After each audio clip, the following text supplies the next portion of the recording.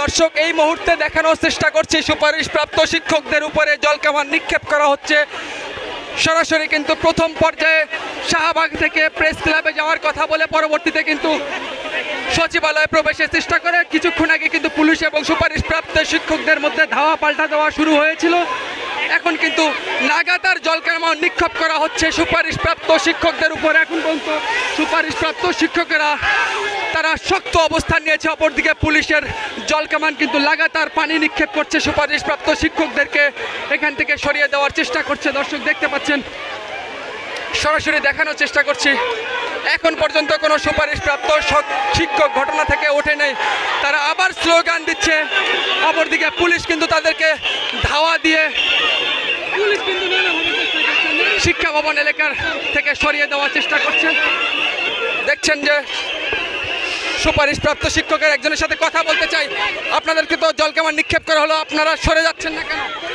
আমরা আমাদের দাবি আদায় না হওয়া পর্যন্ত বাসায় যাব না। আমরা 12 দিন ধরে রাস্তায় একইভাবে। কি জানতে চান? পড়ে গেলাম, আমার অনুভূতি কি?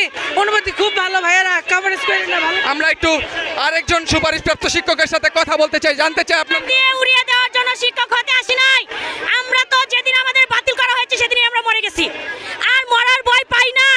জলকামান দিয়ে শিক্ষকদের লাঞ্ছিত করা, এটা কোন দেশের মানে আইন, কোন দেশের প্রশাসন এটা বলে? দর্শক যেমনটি শুনছিলেন, আসলে জলকামান দিয়ে শিক্ষকদের দমিয়ে রাখা যাবে না এমনটি বলছে সুপারিশপ্রাপ্ত শিক্ষকেরা। কিছুক্ষণ আগে লাগাতার জলকামান নিক্ষেপ করা হয়েছিল। দেখছেন যে এখন পর্যন্ত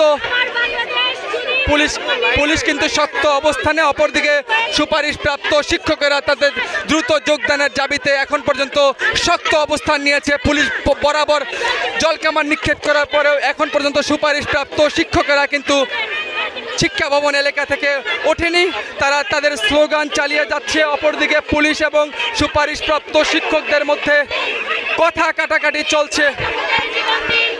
দর্শক দেখছেন স্লোগান কিন্তু চলছে। আমরা একটু আপনার সাথে কথা বলতে চাই কিছুক্ষণ।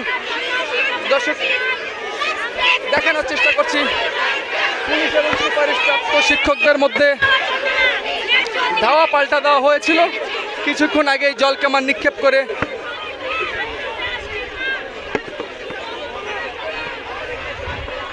সুপারিশপ্রাপ্ত শিক্ষকদের উঠিয়ে দেওয়ার চেষ্টা করেছিল পুলিশ একদিকে শক্ত অবস্থানে, অপরদিকে সুপারিশপ্রাপ্ত শিক্ষকদের জলকামান নিক্ষেপ করে উঠিয়ে দিতে সক্ষম হয়নি।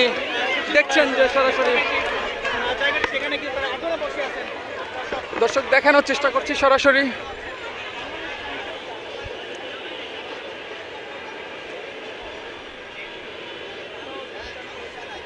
আমরা একজন সুপারিশপ্রাপ্ত শিক্ষকের কথা শুনতে চাই, কি বলছেন তারা?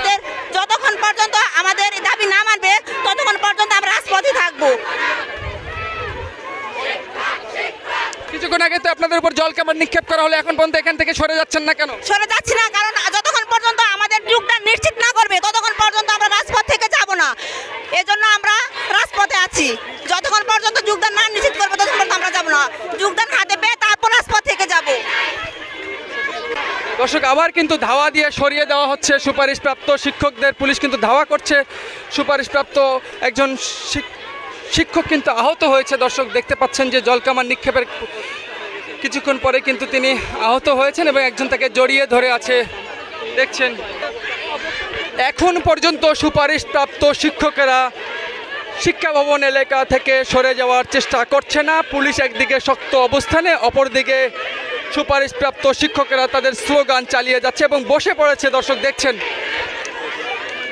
খানিকক্ষণ পরপরই কিন্তু সুপারিশপ্রাপ্ত শিক্ষকদের সাথে পুলিশের ধাওয়া পাল্টা দেওয়ার ঘটনা ঘটছে। জলকামান নিক্ষেপের পরে কিন্তু একজন না কয়েকজন শিক্ষক আহত হওয়ার ঘটনা ঘটেছে। দর্শক দেখতে পাচ্ছেন।